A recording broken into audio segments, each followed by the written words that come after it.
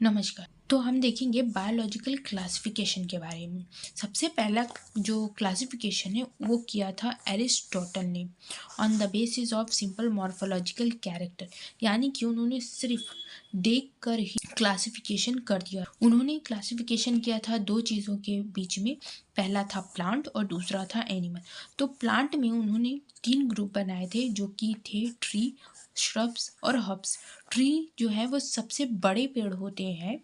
Example के लिए shrubs जो है वो उससे छोटे पेड़ होते हैं। एग्जाम्पल के तौर पर हर्ब्स जो है वो सबसे ज़्यादा छोटे पेड़ होते हैं। एग्जाम्पल के तौर पर एनिमल में उन्होंने 2 ग्रुप बनाए थे। पहला ग्रुप था जिसके पास रेड ब्लड सेल प्रेजेंट है और दूसरा ग्रुप था जिसके पास रेड ब्लड सेल नहीं है। दूसरा क्लासिफिकेशन हमारा किया था कार्ल लिनियस ने किया था। इन्होंने भी प्लांट और एनिमल के बीच में ही क्लासिफिकेशन किया था। इसके बहुत सारे डीमेरिट्स थे, जैसे कि they do not distinguish between the eukaryotic and prokaryotic. दूसरा, इन्होंने यूनिसेलुलर और मल्टीसेलुलर ऑर्गेनिज्म में भी कोई डिस्टिंग्विश नहीं कर पाए थे।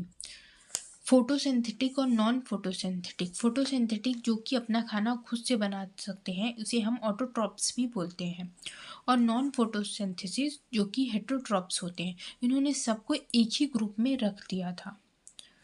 और बहुत सारे लार्ज नंबर ऑफ ऑर्गेनिज्म तो ऐसे थे जो कि डू नॉट फॉल इन इधर कैटेगरी, ना कि वो प्लांट में ही आ रहे थे और ना ही वो एनिमल में भी आ रहे थे। लीनियस ने अपना classification on the basis of cell structure, nature of wall, mode of reproduction, habitat, mode of reproduction और इवोल्यूशन रिलेशनशिप पे किया था, जो कि बहुत ही बुरी तरीके से फेल हो गया। इसके बाद भी बहुत सारे लोगों ने क्लासिफिकेशन दिया है, पर जो अभी तक का सबसे करेक्ट है और हम उसे अभी तक पढ़ रहे हैं वो है R.H. व्हिटेकर का, जिन्होंने 1969 में दिया था और 5 किंगडम क्लासिफिकेशन था इनका।